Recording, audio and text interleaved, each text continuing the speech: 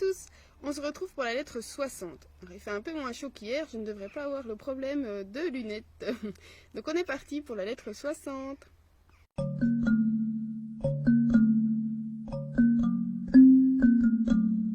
Sénèque est fâché sur Lucilius, il dit quaeror, litigo, irascor. Donc il est vraiment en colère parce que apparemment Sénèque, Lucilius lui aurait dit qu'il voulait quelque chose en particulier.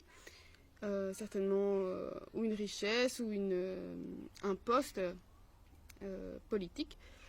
Et il lui dit, mais en fait tu veux ce que ta nourrice, ton pédagogue, ta mère voulaient pour toi. Or on sait qu'il l'a déjà dit, nos proches nous souhaitent des choses mauvaises. Alors on nous souhaite, par exemple nos parents veulent qu'on ait une belle situation, qu'on ait de la richesse, et tout ça. Et il dit les vœux des autres pour nous-mêmes sont des ennemis. Et d'autant plus s'ils sont exaucés. Ça veut dire si on a la chance, donc fortuna, si on est chanceux et que la fortune est aimable avec nous. Donc il dit que c'est encore plus mauvais qu'on accède à ces choses qu'on nous souhaitait. Les mots, donc Sénèque nous dit que les mots en fait s'attachent à nous dès notre plus tendre enfance. Car nous grandissons dans la mauvaise affection de nos parents. Puisque dès notre plus jeune âge, ils nous souhaitent des choses comme ça. Et bien nous, comme on vit là-dedans et qu'on grandit avec ça, évidemment, on est comme un peu endoctriné. Et il dit, nous devrions formuler des vœux désintéressés. En latin, c'était vocem gratuitam.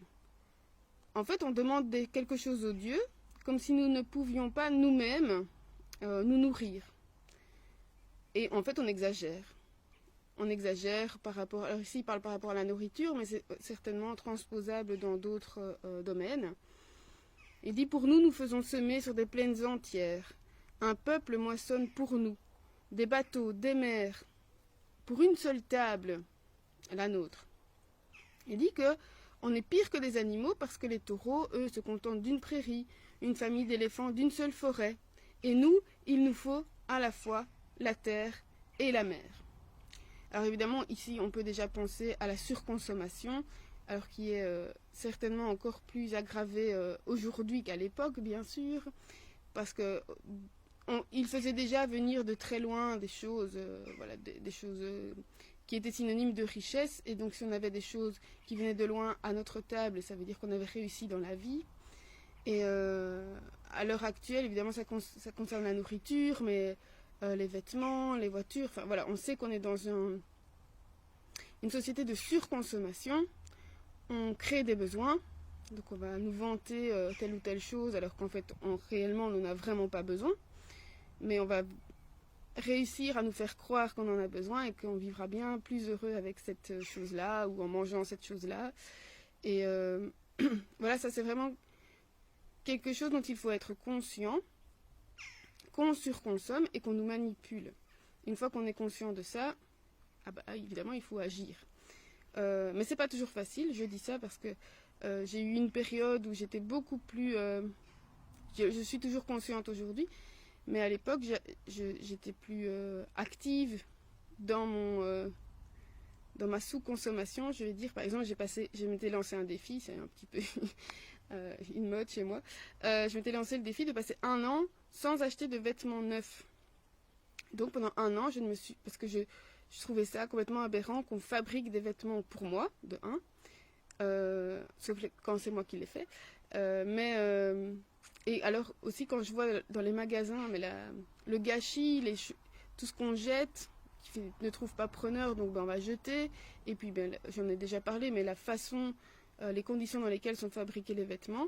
Bref, j'avais l'impression que je faisais quelque chose à ma portée si je n'achetais que des vêtements neufs, donc qui n'avaient pas été fabriqués pour moi, qui avaient été déjà portés et je ne rajoutais pas de déchets. C'était aussi une vision plus écologique en disant voilà, je rajoute pas un déchet en plus puisqu'il a déjà été fabriqué et utilisé. Comme j'aurais beaucoup de mal à acheter une voiture neuve.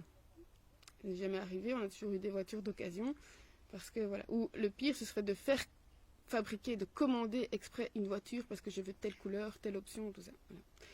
Mais je sais que, pareil dans la nourriture, on a été beaucoup plus conscient et plus efficace, on va dire, sur notre façon de consommer, avec moins de déchets, plus local. Bon, avec le confinement, on s'est rattrapé un petit peu, mais on sait qu'on a des efforts à faire à ça. Je dis nous parce que ça concerne ma famille, mais voilà, on sait qu'on a des efforts à ça, mais en être conscient, c'est déjà un bon pas, et voir petit à petit ce qu'on peut changer. Voilà. C'était la première partie sur la surconsommation. Mais c'est intéressant de se rendre compte que les choses n'ont pas changé.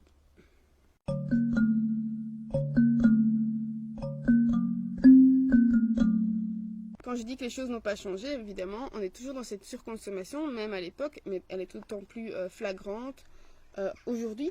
Et ce qui est d'autant plus frappant, je trouve, c'est la différence entre ceux qui peuvent tout acheter,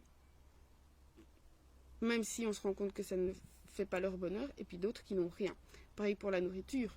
On va, par exemple, pour les restaurants, voilà, moi je suis toujours ahurie quand je vois le prix, par exemple, d'un restaurant 4 étoiles et que les personnes vont aller payer ça alors que ça pourrait nourrir combien d'autres personnes. Voilà, le débat est large et je ne sais pas si c'est ça la solution, de se dire, oui, on va prendre l'argent là pour le mettre ailleurs, est-ce que, voilà. Mais je suis parfois... bon, bref. Alors, Sénèque continue en disant que la nature, donc en fait, comment on doit suivre la nature, suivre la loi de la nature nous a doté d'un petit estomac, qui est à la mesure de notre corps, puisque notre corps, il est modica. Donc, modicum, c'était modicum corpus, je pense, dans le texte. Voilà, un corps petit, modeste, qui n'est pas celui d'un éléphant ou d'un taureau. Et donc, nous serions capables de nous contenter de peu. Mais c'est l'ambition, c'est le fait de vouloir aller plus loin qui nous pousse, et pas vraiment notre appétit, qui lui est normalement modéré. Et donc il dit, ceux qui obéissent à leur ventre, mettons-les au rang des animaux. Et il dit, non, même pas, au rang des morts. Parce que vivre, c'est se rendre utile aux autres et profiter de soi-même. Mais ceux qui se cachent dans leur maison sont comme dans un tombeau. Et on pourrait inscrire sur le seuil de leur maison, ils ont anticipé leur mort. Alors, ici, on retient le fait, c'est que la nature, ce qu'elle nous demande, c'était pas grand-chose. Hein. Donc, on peut se contenter de peu. Et qu'est-ce qui nous incite, qu'est-ce qui nous pousse à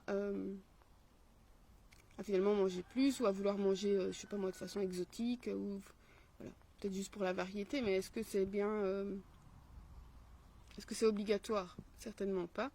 Pourquoi est-ce qu'on le fait? On va se poser la question. Voilà. Petite lettre, mais beaucoup de questionnements.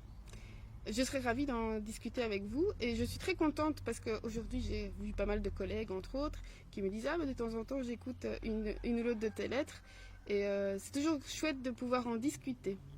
Même si on ne les suit pas toutes, hein, c'est pas grave, mais voilà, comme ça on peut discuter d'autres choses que du temps ou de à quelle sauce on va être mangé suite à la crise du coronavirus. Donc on se retrouve demain pour la lettre 61.